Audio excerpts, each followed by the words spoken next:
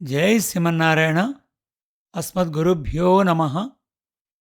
నమస్తుభ్యం భగవతే పురుషాయ మహీయసే సర్వభూత నివాసాయ వాసుదేవాయ సాక్షిణి.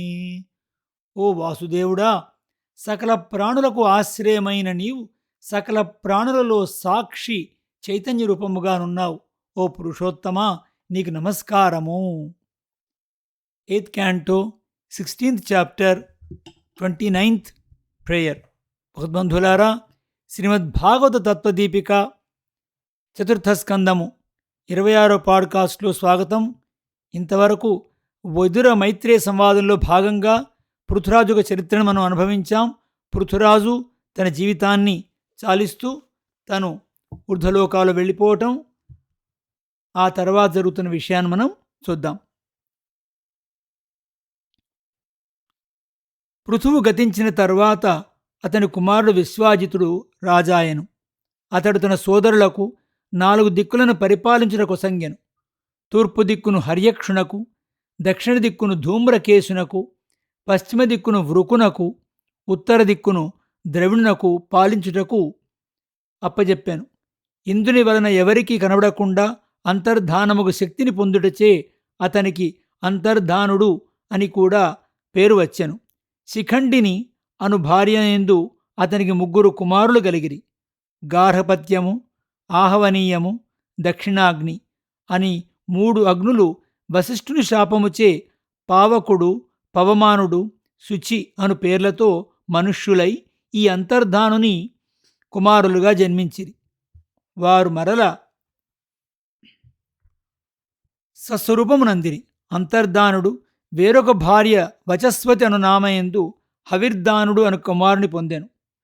ఈ అంతర్ధానుడు రాజ్య పరిపాలనమున పన్నులు వసూలు చేయుట, శిక్షించుట, కప్పములు కట్టించుకొనుట మొదలగు వానిచే ప్రజలను బాధింపవలసి వచ్చునని రాజుగా ఉండుటను వదలి దీర్ఘసత్రయాగమును చేయుటకు సిద్ధపడెను. ఆ దీర్ఘసత్రయాగములో తనను ఆశ్రయించిన వారి క్లేశములను నశింపచేయుటచే హంస అని పేరునొందిన పరమపురుషుడగు పరమాత్మను ఆరాధించుచు తనకు పరమాత్మ ఆత్మగా ఉన్నాడని గుర్తించి దర్శించుచు సమాధిచే భగవల్లోకమును పొందెను.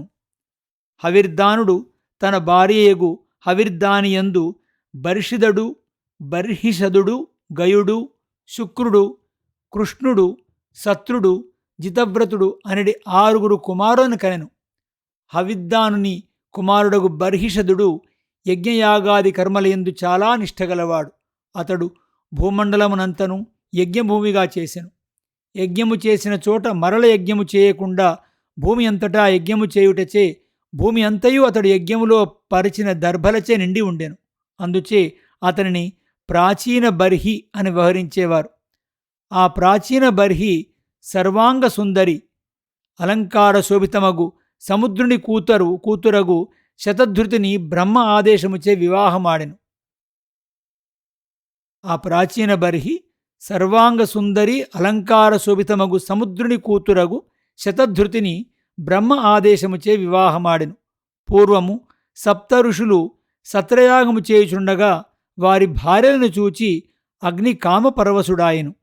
దాని నెరింగిన అగ్ని యొక్క భార్యయగు స్వాహాదేవి సప్తర్షుల భార్యల రూపమును ధరించి తన భర్తయగు అగ్నిని రమింపజేసెను. అప్పుడు అతని నుండి స్ఖలితమైన రేతస్సును ఆడుచిలుక రూపముతోనున్న ఒక రెల్లుకాండమునందు ఉంచి వెడలిపోయెను. అప్పుడు అగ్ని ఆ శుకుని సప్తఋషుల భార్య అను భ్రాంతితో కామించెను. అట్లే ఈనాడు కూడా ప్రాచీన బర్హితో శతధృతి అగ్నికి ప్రదక్షిణము చేయుచుండగా అగ్ని శరధృతిని కామించెను. ఆమె నూపురములు గల్లు గల్లు మనుచు అగ్నికి ప్రదక్షిణము చేయుచున్నప్పుడు చూచిన దేవతలు, గంధర్వులు కూడా మోహమనందిరి. ప్రాచీన బర్హి శతధృతియందు 10 మంది కుమారులను పొందెను. వారందరకు ప్రచేతసులు అని పేరు. వారందరూ ధర్మనిష్ణాతులు. ప్రజాసృష్టియందు తండ్రి ఆదేశింపగా వారు సంతానమును పొందుటకు సముద్రమును ప్రవేశించి 10,000 సంవత్సరములు తపస్సులచే ఆరాధింపదగిన భగవానుని ఆరాధించేది. తరువాత అరణ్యమునకేగిరి. అరణ్యమునకేగుచుండగా దారిలో రుద్రుడు కనపబడెను. వారా రుద్రునే ధ్యానించుచూ పూజించుచుండుటచే రుద్రుడు ప్రత్యక్షమాయెను. ఈ సంసారములో శరీరధారులగు వారికి శివునితో సమాగమము కలుగుట దుర్లభం. దుర్లభమైన అట్టి శివుని దర్శింపవలెనని వారు ధ్యానము చేసిరి. భగవానుడగు రుద్రుడు ఆత్మారాముడు, జ్ఞానము కలవాడు. అతనికి లోక సంచారముచే ప్రయోజనము లేదు. కాని దీనులైన లోకులను అనుగ్రహించుట కొరకు శక్తితో కూడా సంచరించుచుండును. ప్రచేతసులు సంతానమునకై తండ్రిగారిచే ఆదేశింపబడిన వారై సృష్టి చేయుట కొరకు తపస్సు చేయవలెనని పశ్చిమ దిక్కున చేరిరి. అచ్చట సముద్రం వలె అంతులేని అందమైన ఒక సరస్సును చూచిరి. ఆ సరస్సు జ్ఞానవంతుల మనస్సు వలె నిర్మలముగా ఉండెను. చేపలు దానియందు విహరించుచుండెను. నల్లని ఎర్రని కలవలు, తామరలు, కల్హారములు మొదలగు పువ్వులు, హంసలు, సారసములు, చక్రవాకములు, కాండరవములు, కారండవములు మొదలగు పక్షులు నిండి ఉండెను. పువ్వులందరి మకరందమును ఆస్వాదించిన తుమ్మెదలు మదించి గానము చేయుచుండెను. ఆ పుష్పములయందలి పుప్పొడిని గాలి నెలవైపులా వెదజల్లుచుండెను. ఆ సరస్సునందు మద్దెలలు మొదలగు వాద్యములు రకరకము మనోహరమగు గానమును వినిపించెను. రాజపుత్రులకు ప్రచేతసులు ఆశ్చర్యపడిరి. అప్పుడా సరస్సు నుండి గంధర్వ కిన్నరాది పరివారముచే స్తోత్రము చేయబడుచు ప్రమథగణములతో కూడిన రుద్రుడు వెలికి వచ్చెను. బంగారు వంటి శరీరకాంతి, నల్లని కంఠము, త్రిలోచనములు గల ఆ పరమశివమూర్తిని వారు నమస్కరించి, భగవానుడగు రుద్రుడు భక్తవత్సలుడు, తనను శరణుజొచ్చిన వారి ఆర్తిని తీర్చువాడు. ధర్మజ్ఞుడు, వినయాదిశీల సంపదలు గల ప్రచేతసులను చూచి అతడు సంతుష్టి నొందెను. ప్రచేతసులతో రుద్రుడిట్లు పలుకుచున్నాడు: మీరు ప్రాచీన బర్హి కుమారులను నేను ఎరుంగుదును. మిమ్ములను అనుగ్రహించుటకే ఇప్పుడు మీకు దర్శనమొసంగుచున్నాను. సత్వరజస్తమో గుణములు గల ప్రకృతి కంటే, జీవుని కంటే పరుడగు భగవానుడగు వాసుదేవుని ఎవరు శరణు పొందురో వాడు సర్వోత్కృష్టుడు. అట్టి భక్తుడు నాకు ప్రియుడు. పురుషుడు 100 జన్మలలో ధర్మములను ఆచరించినచో బ్రహ్మతో సామ్యమును పొందును, లేదా బ్రహ్మయే అగును.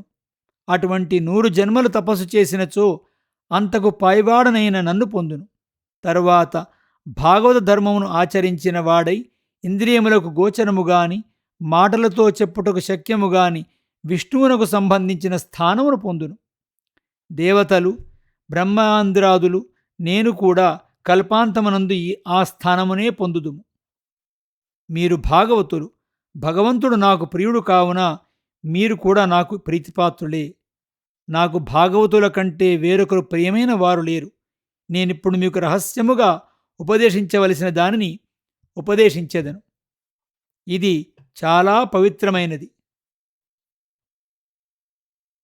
చెప్పెదను వినుడు అని దయతో చేతులు జోడించి నిలిచిన రాజపుత్రులను గూర్చి నారాయణపరుడగు రుద్రుడు ఇట్లు ఉపదేశం ఆరంభించాను.